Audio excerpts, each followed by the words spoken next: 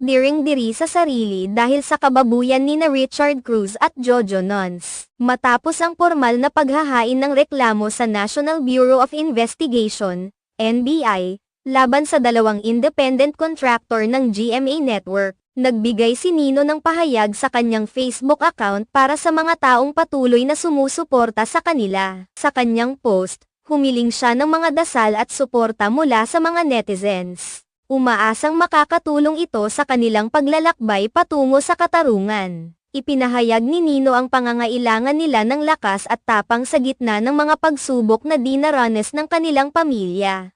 Sa kanyang mensahe, sinabi niyang mahalaga ang suporta ng bawat isa upang mapanatili nilang matatag ang kanilang paninindigan sa laban para sa katarungan. Ang kanilang mga pagsisikap ay hindi lamang para sa kanilang sarili kundi para rin sa mga taong maaapektuhan ng resulta ng kanilang kaso.